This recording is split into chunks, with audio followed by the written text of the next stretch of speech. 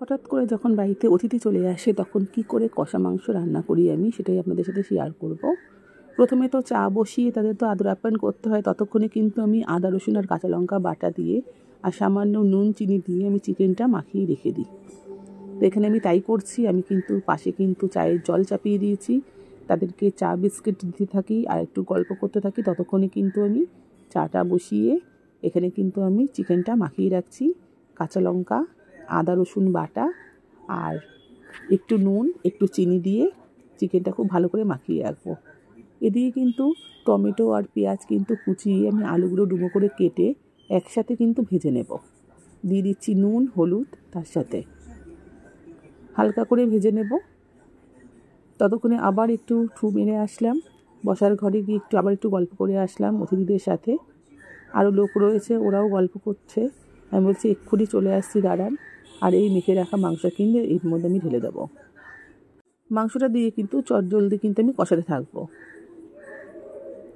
যেহেতু চিকেন বেশিক্ষণ লাগবে না আর আমি চায়ের জল চাপিয়ে যেহেতু কাঁচা লঙ্কা আদা রসুন দিয়ে মাখিয়ে রেখেছিলাম, কিন্তু অনেকটা সফট হয়ে গেছে মাংসটা। তো তাড়াতাড়ি করে কিন্তু আমি মাংসটা রান্না করার চেষ্টা করছি। তো এইখানে কিন্তু মাংসটা কিন্তু কষিয়ে নিচ্ছি। আমি একটু লঙ্কার গুঁড়ো দিয়ে দেবো হালকা করে, কারণ কাঁচা লঙ্কাগুলো কিন্তু একদম ঝাল না। ভেবেছিলাম প্রথমে যে কাঁচা লঙ্কা চিকেনই করব, কিন্তু দেখছি যে না, লঙ্কাগুলো ঝাল না, একটু ভালো লাগবে না। তো ওই কারণে কিন্তু আমি একটু লঙ্কার গুঁড়ো দিয়ে দিলাম। তো একটু ভালো করে কষিয়ে নিচ্ছি। আমি কিন্তু চাইলে কিন্তু প্রেশার কুকারে দিতে পারতাম, কিন্তু না, গলে যাবে, ওই কারণে কিন্তু দিইনি। এই কথা বলতে বলতে কিন্তু দেখুন সুন্দর কষে যাচ্ছে। আরেকটা কথা বলে রাখি, আমি এখানে চন্দ্রমুখী আলু নিয়েছি, এর জন্য বেশিক্ষণ লাগবে না।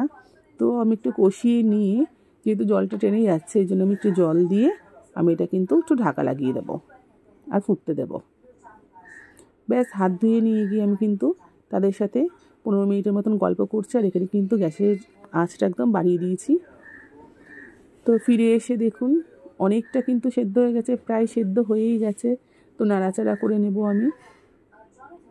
আর চিকেনের পিসগুলো কিন্তু যেহেতু ছোটো ছোটো নিয়েছি, এই জন্য তাড়াতাড়ি হয়ে যাবে। আর চন্দ্রমুখী আলুর জন্য কিন্তু আলুটাও তাড়াতাড়ি সেদ্ধ হয়ে গেছে।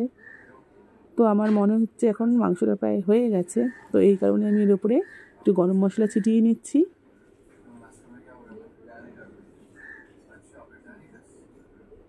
ওরা যেহেতু লুচি টুচি খাবে না বলেছে, আর এই জন্য আমি কিন্তু একটু চিকেন কষাই করে দিচ্ছি। আর চিকেন কষাটা ওদের খেতে ভালোও লাগবে। তো একদম রান্নাটা কমপ্লিট, একটু প্লেটে ঢেলে নিই।